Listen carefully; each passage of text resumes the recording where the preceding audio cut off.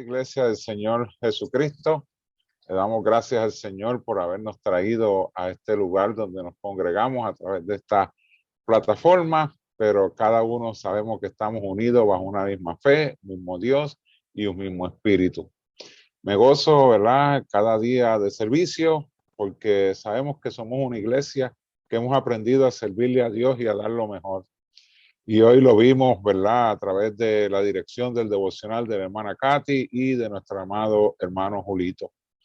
Gracias, Señor, te doy. Ahora en esta hermosa hora, amada iglesia, quisiera compartirles a ustedes un tema que lo he venido tocando en algunos de los mensajes y el tema es justicia. Y para ello vamos a ir al libro de Primera de Juan, capítulo 2, verso 29. Y la palabra la leemos para la gloria del Padre, del Hijo y del Espíritu Santo. Amén. Y dice así, Primera de Juan 2, verso 29. Si sabéis que Él es justo, sabes también que todo el que hace justicia es nacido de Él. Que Dios añada bendición a su palabra, amada iglesia. La definición de justicia divina es una bien interesante y más adelante se las voy a compartir, pero a la misma vez esta definición es demandante.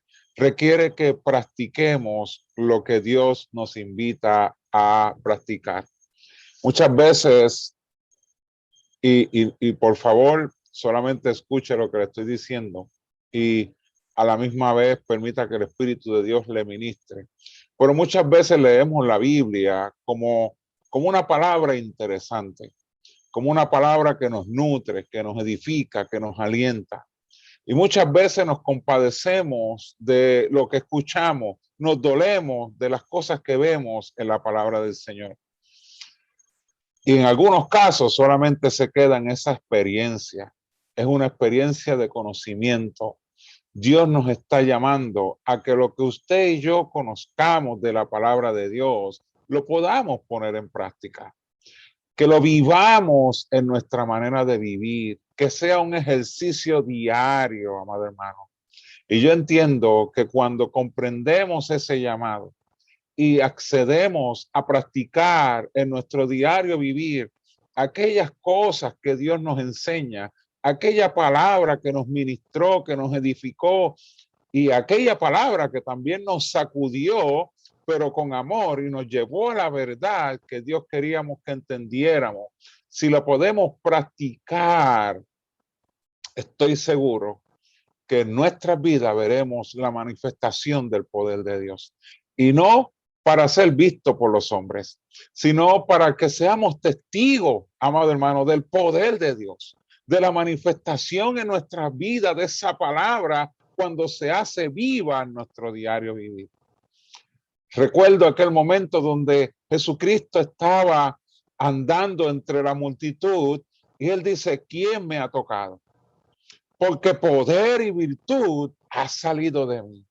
Aquella mujer puso en práctica lo que había aprendido de la palabra del Señor. Aquella mujer fue valiente para atreverse a tocar el borde de su manto. Y fíjense cómo la manifestación del poder de Dios se manifestó en ella a través de la sanidad. Cuando nos disponemos a creerle a Dios, podemos ver su poder, amada iglesia, y entiendo que eso es justicia.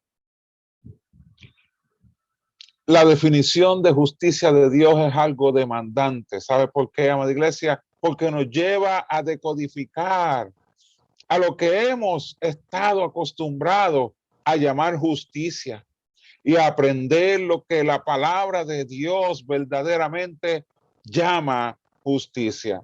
Pero no solamente aprenderla, sino a que sea parte de nuestra manera de vivir, como les dije, no para ser visto por los hombres, sino para que Dios sea glorificado y exaltado en todo lo que usted haga, que esté dirigido a practicar la verdad de Dios, la justicia de Dios. Y esto yo entiendo que muchas veces es de una manera gradual. Es un proceso. Una vez asimilamos lo que la palabra nos enseña, lo vamos internalizando pero a la misma vez que se va internalizando, la convicción va llegando a nuestro corazón y entonces podemos poner en práctica aquellas cosas que Dios nos enseña. Así que puede ser gradual la implementación de la justicia divina, pero debe ser consistente. Veamos entonces la definición de justicia según el diccionario bíblico. Y justicia divina significa rectitud de conducta. Rectitud de conducta. Observemos detenidamente, amado hermano, lo que a su vez significa rectitud de conducta. Perdonen. Rectitud de conducta, ¿qué viene a nuestra mente cuando escuchamos esta expresión? Rectitud de conducta. ¿Qué nos sugiere esta expresión? ¿Creería usted que hacia donde nos invita la rectitud de conducta es asumir postura, asumir una posición firme? Y usted pudiera preguntarse, pero ¿cuál posición es la que se requiere para tener rectitud de conducta? Y la posición, amada iglesia, es consistencia. Consistencia en esa rectitud de conducta. Y sabemos que vivimos en una humanidad caída, imperfecta. Pero tampoco esa humanidad debe ser una justificación para no ser consistente en nuestra manera de vivir como cristianos. Sabemos que vamos a fallar. Es inevitable que no lo hagamos. Pero sí, en medio de mi imperfección, me esfuerzo diariamente, no dependiendo de mi fuerza, porque es imposible, amado hermano, sino dependiendo de una vida de oración. Me acuerdo que en un momento dado, Nehemías estaba viviendo una crisis en su corazón. Jerusalén estaba siendo invadida. Las puertas de Jerusalén estaban siendo quemadas. Y él, a pesar de todo lo que estaba viviendo, no dejó de servirle al rey. Pero el rey notó su lenguaje no verbal y le preguntó a Nehemías qué le ocurría. Y dice la palabra del Señor que Nehemías oró al Señor.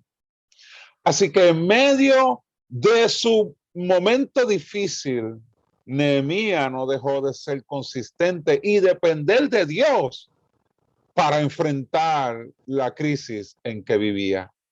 Así que podemos ser consistentes, pero no dependiendo de nuestras fuerzas, amado hermano, sino dependiendo de una vida de oración. Consistencia en nuestra manera de vivir. ¿Y qué incluye nuestra manera de vivir? Nuestra vida personal. ¿Cómo nosotros estamos atendiendo nuestros asuntos personales? Sin darnos cuenta, podemos estar olvidándonos de que mis asuntos personales van a reflejar o van a mostrar mi consagración a Dios. ¿Cómo yo estoy atendiendo mi vida social? Mi desempeño dentro de la sociedad. ¿Cómo estoy impactando de manera consistente a mi comunidad donde Dios me ha plantado? Dios nos ha llamado a ser luz y sal de la tierra. Ese es el llamado. Y en ese ejercicio de ser luz y sal de la tierra, Dios está esperando una iglesia que sea consistente en ese obrar, en ser luz, amado hermano, en poder ministrar la palabra del Señor por medio de nuestro testimonio, que nuestras acciones puedan reflejar una diferencia entre la vida de la sociedad y la vida que debe vivir la iglesia, de manera tal que podamos impactar a nuestra comunidad, que visitemos los enfermos de la comunidad, que visitemos a las personas necesitadas en la comunidad. Una vez yo hice un ejercicio aquí en mi comunidad y Dios me mostró muchas cosas por las cuales debía comenzar a orar, y así lo hice. Pero en el momento donde se requería acción dentro de la comunidad, fui dirigido por el Espíritu Santo a hacerlo. Y doy gloria al Señor porque yo no quiero en ninguna manera ser reconocido, sino que Dios sea exaltado por medio de lo que la iglesia está dispuesta a hacer, sino por medio de lo que la iglesia está dispuesta a someterse a su voluntad.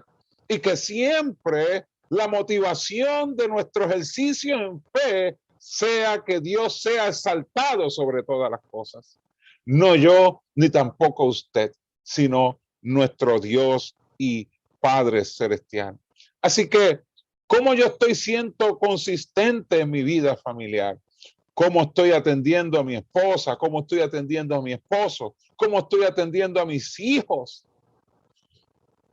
Que son las personas más cercanas a las cuales Dios también quiere una interacción, pero que sea una interacción basada en lo que Dios nos enseña. Y aquí hay mucho que crecer, amada iglesia. En ese ejercicio de familia, esto es prácticamente un lugar de crecimiento, es el hogar. Crecimiento en el amor, en la paciencia, crecimiento en ayudarnos unos a otros, en dejar de ser egoístas. Recuerdo en una ocasión que yo era el que recortaba a mis hijos, ahora ellos pues ya tienen su barbero, pero en el momento donde yo los recortaba, yo llegué cansado del centro, un día bien fuerte de trabajo, y me acuerdo que Jonathan me dice, papá, ¿me puedes recortar? Y yo le dije, Jonathan, yo estoy cansado, pero tan rápido como dije eso, el Espíritu Santo me habló a mi corazón y me dijo, no dejes de hacer el bien. No te canses de hacer el bien, porque a su tiempo segarás y no cosechares. Fue algo impactante a mi corazón y yo le dije a Jonathan, sí, te voy a recortar ahora mismo. Hasta fuerza Dios me dio por medio de su poderosa palabra, amada iglesia. Cuán consistentes estamos siendo en el obrar en fe en medio de nuestra propia familia, en medio de mi comunidad de fe, en medio de mi congregación, cuán consistente yo estoy haciendo en aquellas cosas que Dios quiere que yo haga. ¿Cómo está mi relación con mis hermanos? ¿Está saludable? ¿Es una relación armoniosa? Y si no lo es, entonces tenemos que ser consistentes porque la palabra de Dios nos llama a amarnos los unos a los otros. Y dice la palabra que por medio de esto testificaremos que Dios está en nuestro corazón.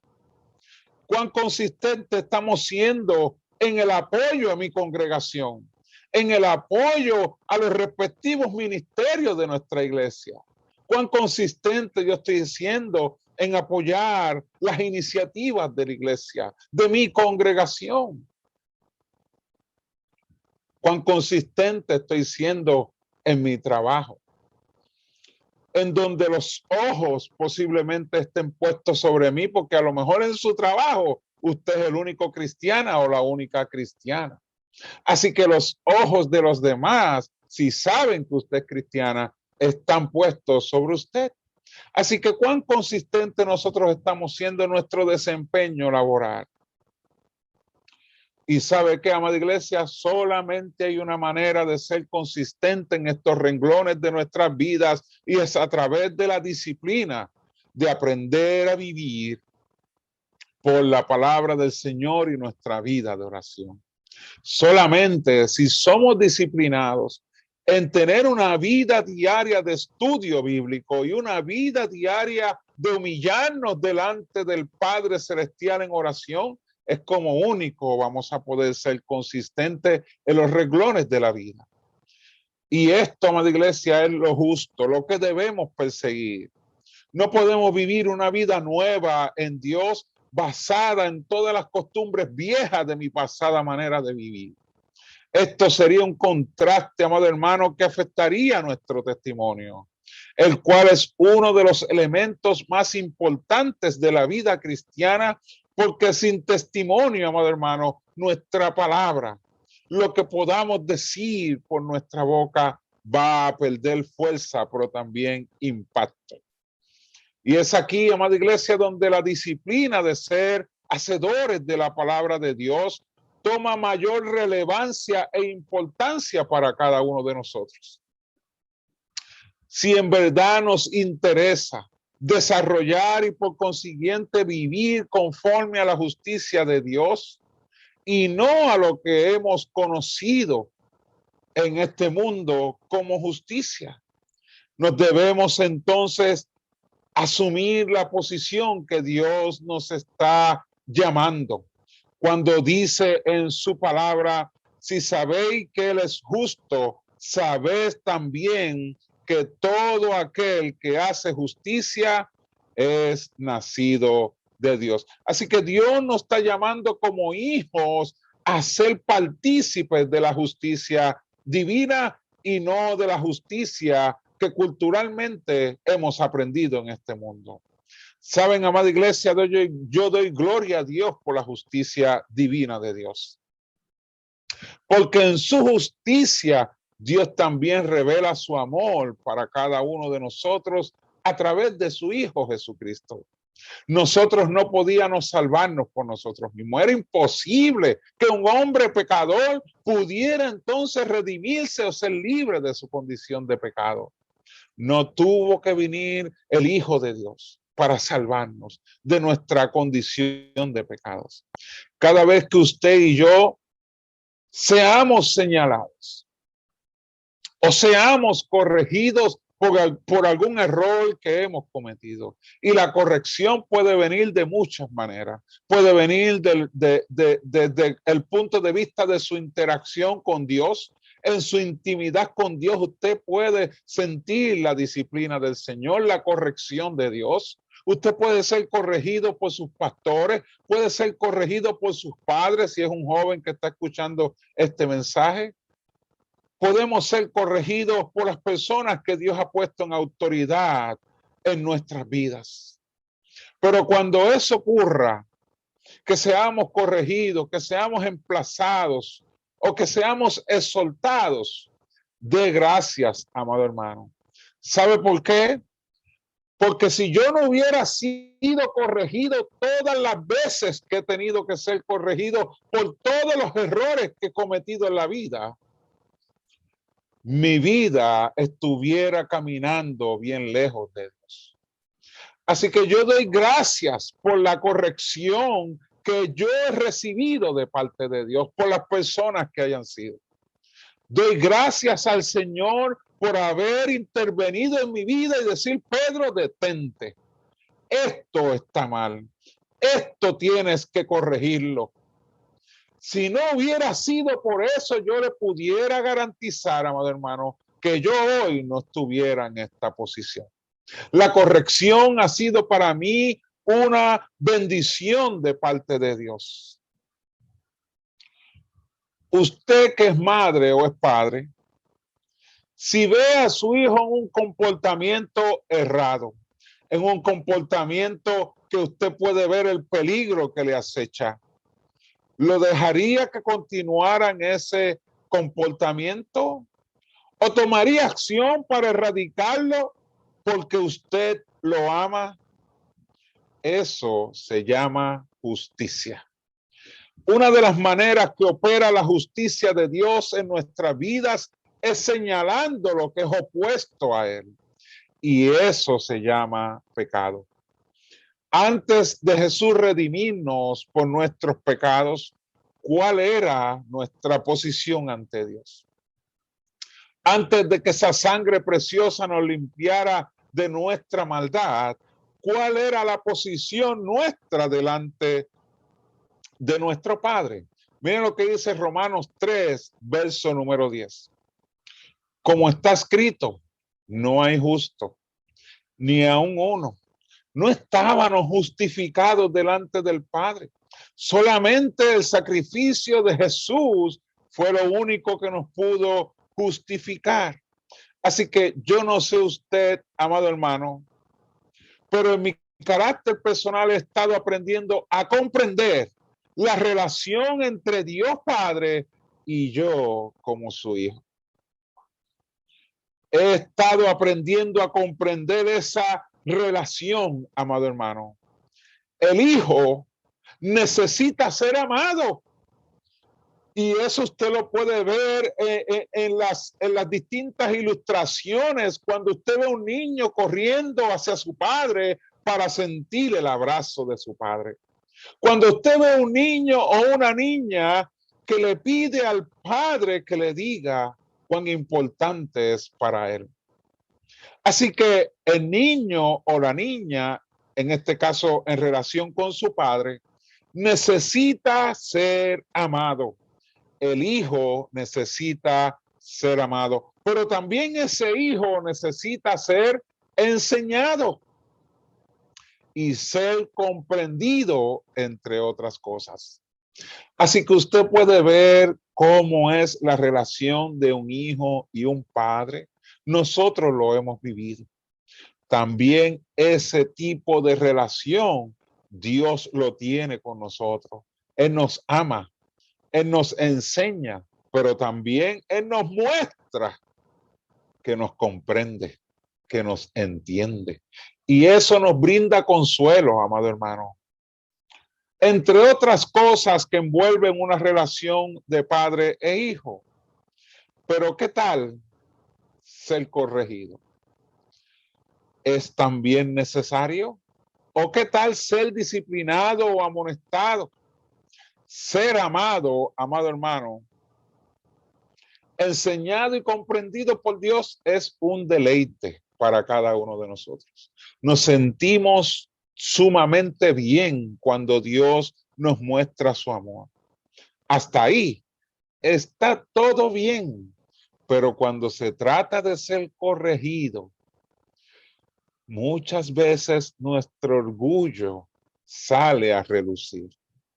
Cuando se trata de ser disciplinado y amonestado, aquí es donde podemos comenzar a tener problemas. Muchas veces nos resistimos y asumimos actitudes contrarias al proceder de Dios para con nosotros, amado hermano. Nunca se ha preguntado por qué yo soy renuente a ser corregido. ¿Por qué me molesta cuando me corrigen? Nunca se ha preguntado por qué nos pasa eso. ¿Saben qué es lo que decimos cuando somos corregidos? Muchas veces no lo exponemos, pero puede ser que lo pensemos. Eso no es justo. Esto que me están haciendo no es justo que lo hagan conmigo. A mí, que he hecho esto, he podido hacer aquello. ¿Y por qué ahora me están corrigiendo? Ese tipo de argumentación es el por qué somos renuentes a ser corregidos. He estado más ocupado en proteger mi apariencia o imagen y velar por la opinión que otros puedan tener de mí, que, amado hermano, he descuidado la salud de mi alma o corazón, y esto es lo que Dios está interesado, en que nosotros no solamente estemos velando nuestra apariencia o la opinión de otros, amado hermano. El apóstol Pablo, que fue uno de los hombres más tremendos que la palabra de Dios nos puede ilustrar, siempre tuvo en cuenta y en consideración que él era pecador. Fíjense que él dice, de todos los pecadores, él era el primero.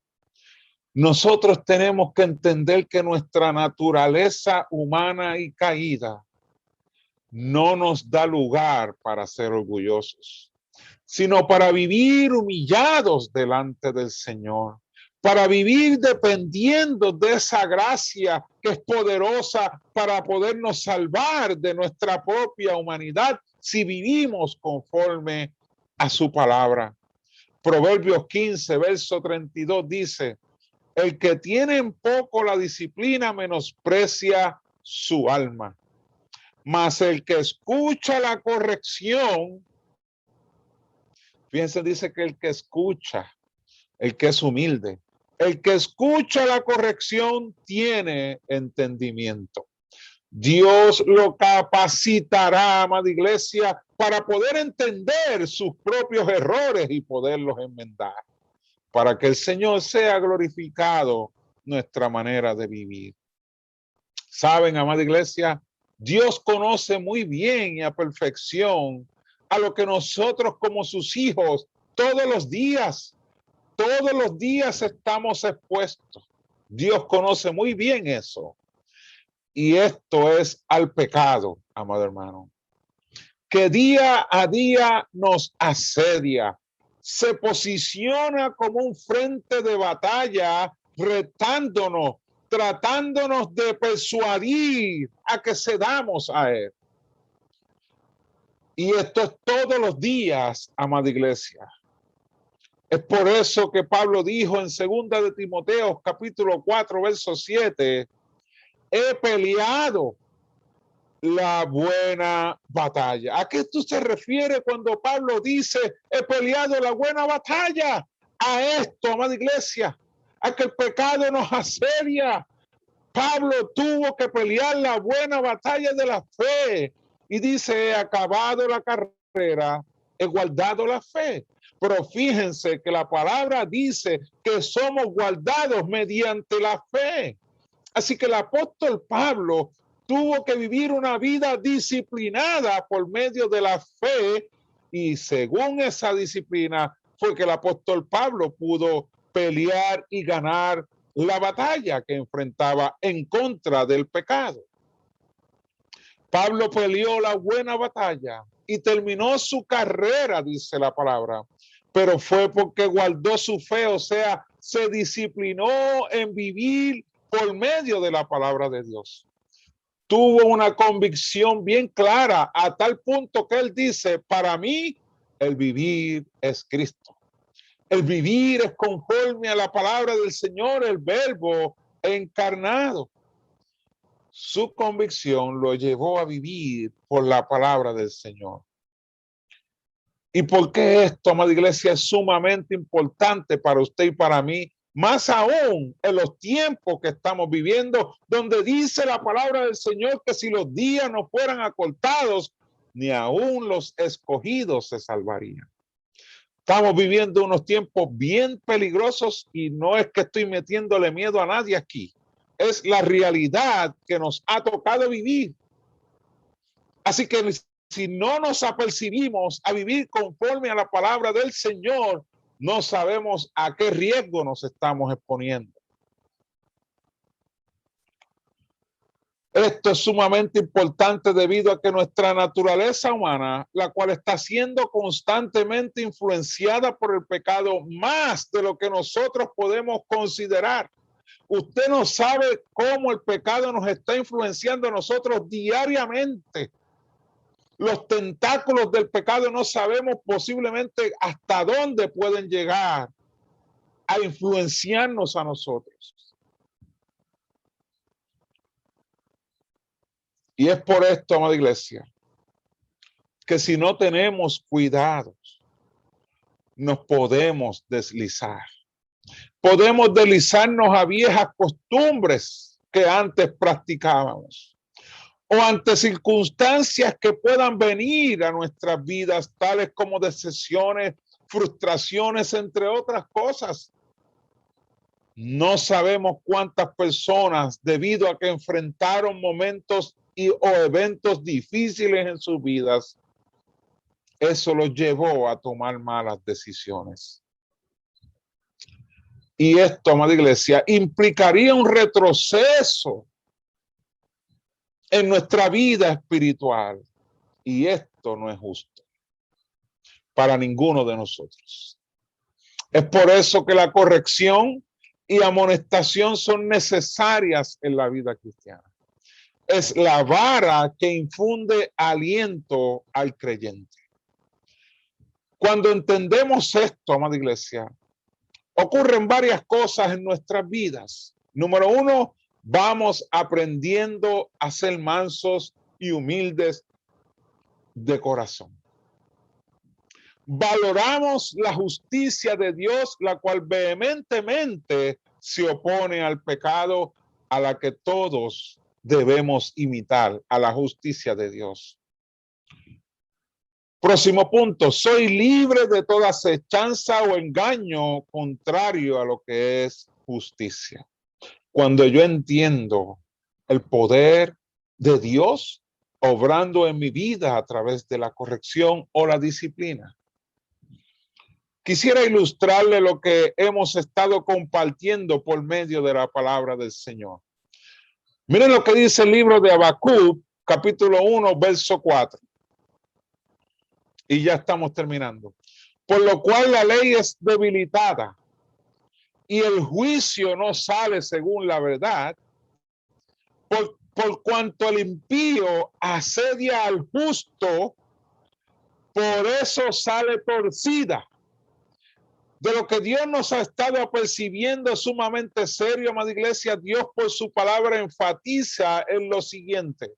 Proverbios 23:23, compra la verdad y no la vendas. La sabiduría, la enseñanza y la inteligencia. La verdad de Dios es el eje de su justicia. Es lo que mide y pesa los corazones de los hombres, pero también sus acciones. Su palabra es lo que afirma lo correcto y lo que es justo, por lo cual, ¿qué es lo que esto me enseña? Que la verdad de Dios es mi guía más segura a vivir en justicia ante Dios, pero también ante mis semejantes. Pero ¿qué es lo que ilustra el libro de Habacuc, capítulo 1, verso 4? Que el impío asedió al justo, lo confrontó, lo presionó y por eso la justicia fue torcida. Aquel a quien se le ha delegado a compartir la verdad, que es a la iglesia de Dios, de manera que la practique, la valore, la preserve, la comparte y testifique de ella, va comprendiendo cuán serio es el llamado. El llamado es hacer columna y baluarte de la verdad, pero se van a acercar el impío, el injusto, el que no vive conforme a la justicia de Dios. Se nos van a acercar personas que pueden sonar como cristianos, que puedan tener una apariencia de piedad y van a tratar que vendan la verdad que has creído. ¿Y qué vas a hacer tú y yo como iglesia? ¿Vamos entonces a ceder ante la mentira? Cuando dice el texto que el impío, el injusto, asedió al justo, lo presionó, como les acabo de decir, para que torzamos la verdad, para que entonces cedamos a sus mentiras. Practique la verdad de Dios, amada iglesia, no la vendas, no la diluyas, por escuchar cuentos y filosofías humanistas de aquellos que le han dado la espalda a Dios, que intentan torcer la verdad para engañar y extorsionar, muy lamentablemente, porque algunos de estos hombres y mujeres fueron personas que caminaron en el camino del Señor, pero se desviaron. La definición señalaba que justicia es similar a la rectitud de conducta. Esto es sinónimo a una postura, como le dije, de ser consistente en nuestra manera de vivir en justicia. Y Proverbios 12:17 dice, el que habla verdad declara justicia, mas el testigo mentiroso engaña. El que habla verdad, ese declara justicia. Y no hay verdad fuera de la palabra del Señor. Les pregunto, amada iglesia, ¿cuál es el deseo de tu corazón? Yo he entendido que el que es de Dios busca lo que es de Dios. Es en donde haya satisfacción. Es en lo que verdaderamente lo llena. Por lo cual examinemos bien nuestro corazón. Si hay otros intereses que nada se relacionan con Dios, puede que esté siendo asediado por el pecado y necesitas hoy tomar posición de rectitud, de justicia, de verdad de Dios. Y si lo haces, amado hermano, que Dios sea nuestra prioridad. Veremos de cerca la misericordia de Dios en cada uno de nosotros. El caminar que nosotros vivimos en esta tierra, separados de Dios, no lo podemos seguir. Es el caminar de Cristo. Necesitamos permanecer en Él. Necesitamos permanecer en su santa y divina palabra. Eso es justicia. Salmo 36:10 dice, extiende tu misericordia a los que te conocen y tu justicia a los rectos de corazón. Dios les bendiga, amada iglesia. Espero que este mensaje les haya edificado. Así que les pido por favor que estemos en reverencia y oremos juntos. Señor y Padre Celestial, hemos estado expuestos ante tu palabra, la cual ha sido, Señor amado, asertiva y precisa en su encomienda. Ayudarnos a ver nuestra propia realidad. Permite, Señor, que esta palabra cale profundo en cada uno de nuestros corazones y que tu Santo Espíritu continúe, Padre Celestial, trayendo revelación de lo que tú nos has compartido en la noche de hoy. De manera tal que tu iglesia siga, Señor, ajustándose a la vida que Cristo nos modeló y apartándonos cada día más de la influencia que este mundo pueda tener sobre cada uno de nosotros y aún nuestras familias.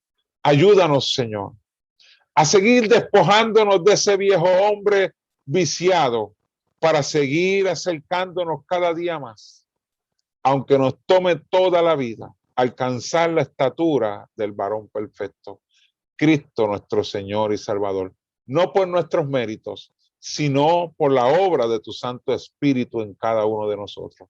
Por Cristo Jesús. Amén, amén, amén. Me los bendiga, amada iglesia.